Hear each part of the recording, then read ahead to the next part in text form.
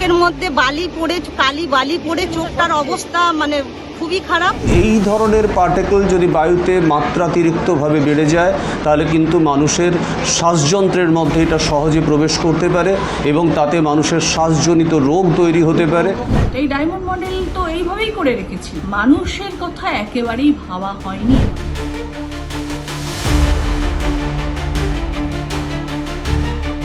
Public থেকে এই 50 মিটারের মধ্যে কীভাবে পারমিশন দেয় সেটা আমরা ভেবে পাচ্ছি কিছুই করেনি। এই পেপার মিলের প্রচন্ড পরিমাণে আওয়াজ এবং কালি ধোঁয়া বেরোচ্ছে, পচা জলের গন্ধ।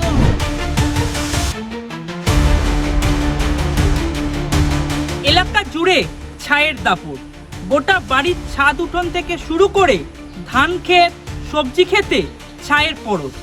দক্ষিণ 24 পরগনার ডায়মন্ড হারবার বিধানসভা কেন্দ্রের নীলা গ্রামের বাসিন্দাদের একাংশের অভিযোগ, দূষণের জেরে প্রাণ ওষ্ঠাগত হয়েছে তাদের।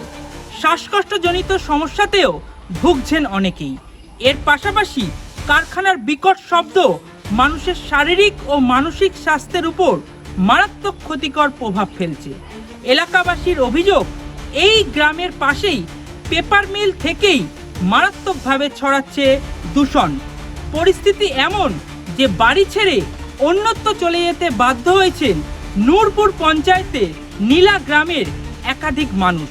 এমনকি স্থানীয় বিডিও, জেলা শাসক থেকে শুরু করে স্থানীয় রামনগর থানা, স্থানীয় বিধায়ক, এমনকি দূষণ নিয়ন্ত্রণ পর্ষদকেও জানিয়ে কোনো সুরাহা হয়নি বলেই অভিযোগ। এর আগে দূষণের কথা স্বীকারও করে নিয়েছেন পেপার মিল কর্তৃপক্ষ।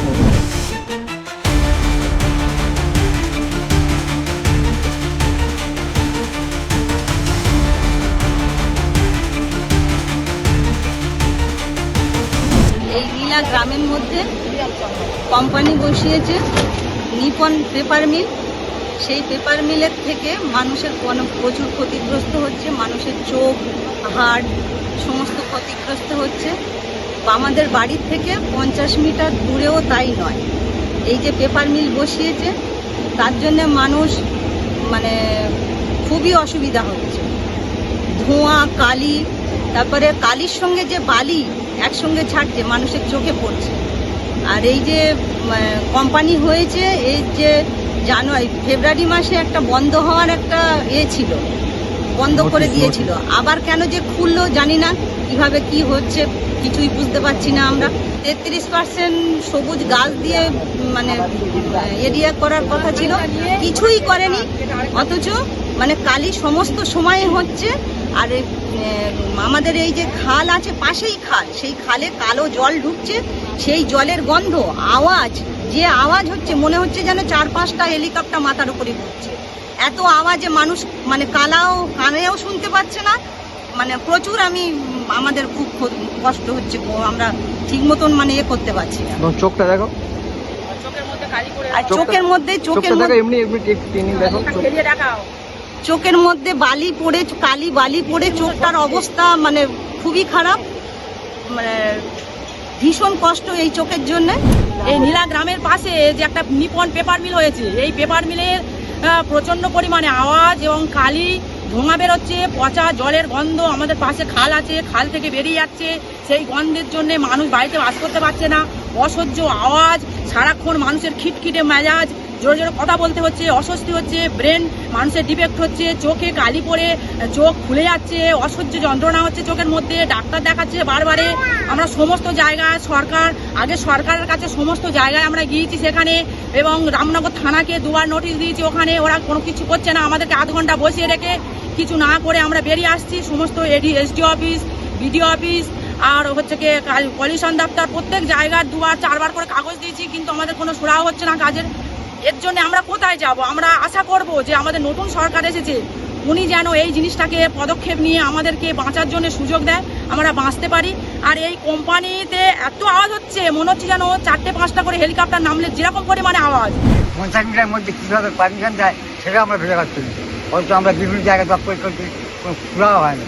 যাতে ভিড় ব্যবস্থা হয় তার ব্যবস্থা করি। ফ্যাক্টরির জন্যে শুধু আমার কেন, আমার মধ্যে একটা বয়স্ক লোকের প্রত্যেকেই সেলিকার করছে। হার্ট, লাঞ্চ সব এক যাচ্ছে, কোনো না কোনো হয় না। সাহিত্য কষ্ট হচ্ছে, তারপর তোমার ফসল আমরা চাষ করে যে খাই সে ফসল বন্ধ নষ্ট হচ্ছে, এমনকি ডাব গাছে সেও কালো পড়ছে, সবজিগুলো সমস্ত পাতাগুলো কালো হয়ে যাচ্ছে। তার সে যদি অক্সিজেন দিতে না পারে তার সে গাছপালা হবে কী করে, আর আমরা খাবো কীভাবে? একদম ঘরের পাশে এতে যে আওয়াজটা হয়, আওয়াজে হ্যাঁ জুন 5 অন্তত এই আওয়াজে পড়ে গেছে ওদের, এমন আমারই হয়েছিল, অজ্ঞান হয়ে গেছি আমি, যেতে ওর হসপিটালে নিয়ে গেছে। আমার কথাই কইতে 2-3 ঘন্টার মতো সেন্স ছিল না। আর এই ধুলো ময়লা আমাদের ছাদে 2 ইঞ্চি করে পড়ে, বিছানা কাঁথা সব, মানে সহ্য করা যাচ্ছে না, কান্না পাই, খালি কাঁদি আমরা, এমনই অবস্থা। আর একদম আমরা সহ্য করতে পারছি না। আর গত 15 বছর আমরা এইটা মানে সহ্য করছি, কেউ আমাদের সুরাও করেনি। আশা করি এখন একটু সুরাও হবে, আর চিফ মিনিস্টারের কাছে এইটা পৌঁছাবে। আর নিজেই একটু আমাদের দেখেন, একটু আমরা উপকৃত হব। প্রচণ্ড কষ্টের মধ্যে আছি, শুধু মরেই যা বেঁচে আছি। তোমার আমাদের গ্রামটা মনে হচ্ছে মরেই যাবে সব, কী করবো আমরা? আজ কয়েক বছর আমরা অনেক জায়গায় ছোটাছুটি করেছি, কিছুই হচ্ছে না।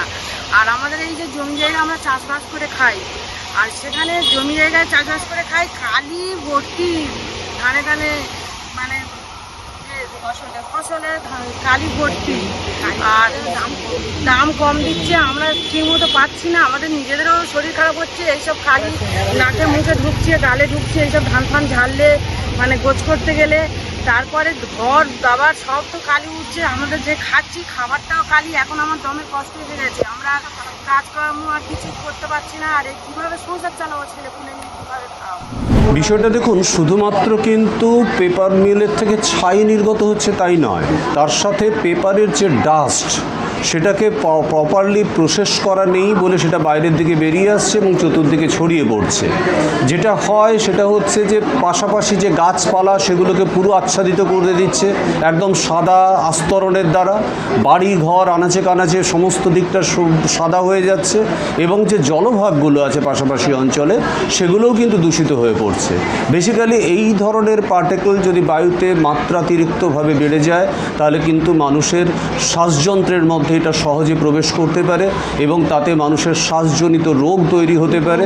তাছাড়া বিভিন্ন ক্ষেত্রে অ্যাজমা জাতীয় রোগ তৈরি হতে পারে, লাংসের প্রবলেম হতে পারে, কিডনির ক্ষেত্রে ইম্প্যাক্ট পড়তে পারে, এবং শরীরে অন্যান্য বিভিন্ন ধরনের বিশেষত চর্মরোগ এই জায়গার একটা প্রভাব কিন্তু পড়তে পারে, যেটা স্বাভাবিকভাবে মানুষের বসবাস করার যে পরিমণ্ডল সেই পরিমণ্ডলটাকে তুলনামূলকভাবে ক্ষতিগ্রস্ত করতে পারে।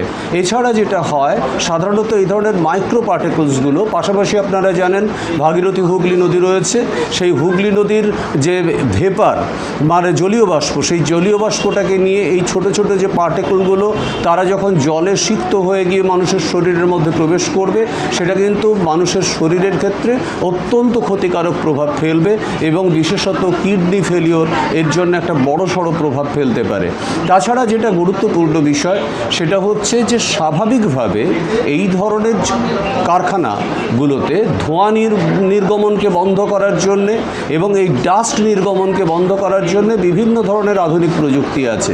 সেই প্রযুক্তিগত পদ্ধতিকে যদি গ্রহণ না করা হয় তাহলে কিন্তু এটা সামগ্রিকভাবে স্থানীয় মানুষদের জীবনযাত্রার ক্ষেত্রে একটা বড়সড় বিপর্যয়কে ডেকে আনতে পারে। সুজিতবাবু, আরেকটি বিষয় জানবো যে এলাকার মানুষের যেমনটা অভিযোগ, শুধুমাত্র এই যে ধোঁয়া বা ছায়ের সমস্যা নয়, এর পাশাপাশি যে তীব্র যে সাউন্ড, একদিকে শব্দ দূষণ, অন্যদিকে বায়ু দূষণ, বিষয়টা আপনি কীভাবে? অ্যাকচুয়ালি শব্দ কিন্তু মারাত্মক ইম্প্যাক্ট ফেলতে পারে মানুষের শরীরের উপরে, এবং সেই সাউন্ডকে যদি কন্ট্রোল না করা হয় তাহলে একটা ভয়ঙ্কর বিকট শব্দ এবং সেটা সারাক্ষণ ধরে চলতে থাকে, যার ফলে মানুষের মধ্যে হয়টা কি বিভিন্নভাবে অস্থিরতা তৈরি হবে। বিশেষত যারা হার্টের ডিজিজ যাদের আছে তাদের ক্ষেত্রে অত্যন্ত ক্ষতিকারক প্রভাব পড়তে পারে। বিভিন্ন ধরনের যে নিউরোলজিক্যাল ডিজিজ যাদের আছে তাদের ক্ষেত্রে প্রভাব পড়তে পারে। মানুষ অস্থির হয়ে যেতে পারে, মানুষের আচরণ পরিবর্তন হয়ে যেতে পারে, এবং কোনো কোনো ক্ষেত্রে মানুষ সম্পূর্ণভাবে তার শ্রবণ শক্তিকে হারিয়ে ফেলতে পারে। এই যে বিষয়গুলো, এই বিষয়গুলোকে যথোপযুক্তভাবে কন্ট্রোল করা সেই জন্য দরকার। আদারওয়াইজ জনবসতি এলাকার মধ্যে এই ধরনের ইন্ডাস্ট্রি কিন্তু সচরাচর স্থাপন করা হয় না। যখন এই ধরনের ইন্ডাস্ট্রি আছে তাহলে তাদেরকে সেই আধুনিক প্রযুক্তি ব্যবহার করে সেই পদ্ধতিগুলোকে নিয়ন্ত্রণ করতে হবে, না হলে তাহলে স্থানীয় মানুষদের ক্ষেত্রে পরবর্তী সময়ে কিন্তু বড়সড় স্বাস্থ্য বিপর্যয় ডেকে আনতে পারে। এতে কি প্রাণহানিরও সমস্যা হতে পারে, প্রাণহানির মতো ঘটনা ঘটতে পারে? দেখুন, দীর্ঘদিন ধরে যদি লাংস ডিজিজ চলতে থাকে, কিডনির প্রবলেম হয়, লিভারের প্রবলেম হয়, তাহলে তো আলটিমেটলি প্রাণহানি ঘটতে পারে। এবং সবচেয়ে যেটা বড় সমস্যা সেটা হচ্ছে স্কিন, মানুষ সারাক্ষণ অস্থির হয়ে থাকবে স্কিন ডিজিজ যদি বাড়তে থাকে, ফলে ন্যাচারালি আলটিমেটলি প্রাণহানির তো একটা ভবিষ্যৎ সম্ভাবনা অবশ্যই থেকে যায়। এই যে নীলাগ্রামের অধিবাসী বৃন্দ আর নিপন পেপার মিলস যেটা আছে, মানে এটা কি বলবো, ডায়মন্ড মডেলের আরেকটা যে মানুষ যে অত্যাচারিত দীর্ঘদিন ধরে হতো তার একটা চূড়ান্ত নমুনা হচ্ছে এই নীলাগ্রামের নিপন মিলস, যেখানে মানুষজন, এই মিলের এতটাই বিকট আওয়াজ যে বাড়ির একদম ছোট্ট শিশু পর্যন্ত, ছোট্ট শিশুটিকে তারা নিশ্চিন্তে একটা ঘুম পাড়িয়ে রাখতে পারতো না, পারে না আর কি, এখনো পর্যন্ত হয়ে আছে। আর যেখানে ডায়মন্ড মডেল আপনারা যাকে বলছেন, এই ডায়মন্ড মডেল তো এইভাবেই করে রেখেছিল, মানুষের কথা একেবারেই ভাবা হয়নি। মানুষের গণতন্ত্রকে বারবার আমরা কিন্তু আওয়াজ তুলেছি, মানুষের গণতন্ত্রকে কিন্তু এখানে রোধ করে রাখা হয়েছে, কণ্ঠকে পুরো বন্ধ করে রাখা হয়েছে। আর এই যে এখানে শুধু বিকট আওয়াজের কথা বলছি না, যেটা সব থেকে বেশি ক্ষতিকারক, যার কিন্তু চূড়ান্ত পরিণতি কিন্তু মৃত্যু পর্যন্ত হতে পারে, যে পরিবেশ যেভাবে দূষিত হয়েছে, যে ছাই পড়েছে। মানে আমরা যদি একটা গাছের পাতা স্বাভাবিকভাবে আমরা জানি কি রং হয়, তার সবুজ রং, কিন্তু এখানে গেলে দেখা যাবে গাছের পাতাগুলো কি হয়ে আছে, পুরো ছাই মাখানো একটা অন্য রং, ধূসর রঙের গাছের পাতা। আমরা স্বাভাবিকভাবে মানুষ আসবে যে অন্য প্রজাতির গাছ কোথা থেকে এসেছে গাছটা, কিন্তু তা নয়। কিন্তু এই নিপন মিলস যে নিপন পেপার মিলসটা যেটা চলে, তারই কিন্তু যে ছাই আসে, সেইভাবে কিন্তু পরিবেশ এইভাবে দূষিত হয়ে যাচ্ছে যে গাছের পাতার রংটা দেখলে আমরা বুঝতে পারি যে প্রত্যেকটা মানুষের নিঃশ্বাসের সঙ্গে কি যাচ্ছে ভিতরে। তাহলে আজকে তাদের লাংসটা বলুন যেভাবে দূষিত হচ্ছে, আগামী দিনে এটার পরিণতি কিন্তু ক্যান্সার, যে ক্যান্সার কিন্তু ভয়ঙ্কর, মানুষকে মৃত্যুর দিকে ঠেলে দিচ্ছে। কিন্তু ওরা বারংবার এটা নিয়ে অভিযোগ করেছে, বারংবার প্রশাসনের দ্বারস্থ হয়েছে, বারংবার তথাকথিত ওখানে যে নিজেকে পুষ্পা বলেছেন, আপনারা জানি না, সে বিষয়টা এখন বলছি না, তাকে বারংবার এ বিষয়ে জানানো হয়েছে, কিন্তু কোনো রকম কর্ণপাত করেনি। সেখানেও এই দুর্নীতি, সাধারণ মানুষের জীবনের দামের থেকে কিন্তু ওই পেপার মিলসের মালিকদের থেকে নিশ্চয়ই কিছু একটা বিষয় ছিল, যার জন্য এরকম করে গেছে। মানুষের জীবনকে মানুষ বলে ভাবাই হয়নি। তবে বিষয়টা বর্তমানে যেহেতু ভারতীয় জনতা পার্টির সরকার গঠন হয়েছে, ভারতীয় জনতা পার্টির এই বিষয়ে দৃষ্টিপাত ছিলই প্রথম থেকে, কিন্তু ওদের এতটাই ওই তৃণমূল সরকারের আমলে কিন্তু সেখানে কোনো রকম কিছু করা যাচ্ছিল না। এবার বর্তমানে যেহেতু আমাদের কাছে এসেছে এবং এর একটা পরিণতি হবেই হবে, এবং সাধারণ মানুষ যে তাদের শ্বাস নিয়ে ভালো রকমভাবে বাঁচতে পারবে এবং এর থেকে এই চরম যে দুর্গতি চলছে তার থেকে তারা নিস্তার পাবে, এটুকুনি আমরা বলতে পারি। দিদি, বিগত সরকারের আমলে এসডিও শুভ্রবাবু তিনি যেমনটা করেছিলেন, 10 দিনের ডেডলাইন বেঁধে দিয়েছিলেন এবং তিনি বলেছিলেন যে তাতেও যদি না হয় এতে আইনানুগ ব্যবস্থা নেবেন, এবং পেপার মিলের সংস্থা তিনি HR রয়েছেন, তিনি কিন্তু এই জিনিসটা স্বীকারও করে নিয়েছিলেন। দিদি, 10 দিন তো অতিক্রান্ত হয়ে গিয়ে 200 দিন পার হয়ে গেল, রাজ্যে পালা বদল হয়েছে, সমস্ত কিছু বদল হয়েছে, আপনারা কি এই বিষয়টা নিয়ে খতিয়ে দেখবেন? অবশ্যই এসডিও 10 দিন দিয়েছেন, যদি কোনো যার প্রসেস করতে যদি কিছু সময়, এর আগের এসডিও দিয়েছিলেন মানে তৃণমূলের আমলে, তো স্বাভাবিক আছে তৃণমূলের আমলে এসডিও কথা দিয়ে থাকলেও যেহেতু গণতন্ত্রের কণ্ঠরোধ করা হচ্ছে, আইনের কণ্ঠরোধ করে রাখা হচ্ছে, আইন নিজেরা চালু করেছে, আইন নিজেদের মতো করে চলতো। ডায়মন্ড হারবার মডেল, অভিষেক ব্যানার্জির মডেল, জাহাঙ্গীর খানের মানে কি বলবো অনুপ্রেরণায় মডেল নিজেরা চালাতো, সেখানে কোনো আইন বলে কিছু ছিল না, সবটাই নিজেদের হাতে করে সবকিছু বন্ধ করে রেখেছিল। তো তার জন্য এসডিও বলুক আর আইন বলুক, কোনো রকমই তাদেরকে ব্যবস্থা করতে নিশ্চয়ই দেওয়া হয়নি। আর যদি একটা সরকারি আধিকারিক এই ধরনের কথা দেওয়ার পরেও যদি তিনি তার কাজ যথাযথ না করতে পারেন, এটা তার ব্যর্থতা, তাহলে তার ক্ষেত্রে ব্যবস্থা অবশ্যই গ্রহণ করা উচিত। আর আপনারা এই বিষয়টা দেখবেন? অবশ্যই।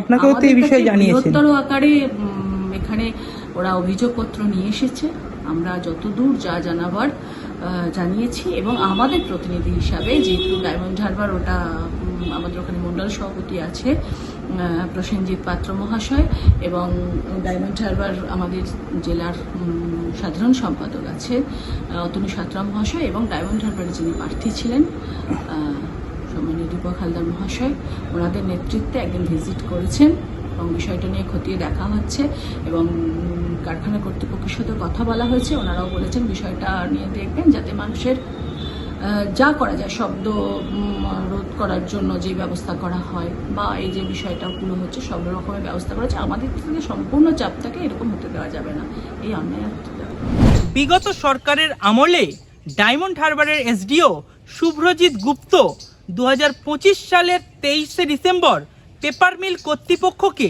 পদক্ষেপ নেয়ার জন্য 10 দিনের ডেডলাইন বেঁধে দিয়েছিলেন এবং পদক্ষেপ না নিলে প্রয়োজনে আইনানুগ ব্যবস্থাও নেওয়া হবে বলে আশ্বাস দিয়েছিলেন। কিন্তু সেসব এখন অতীত।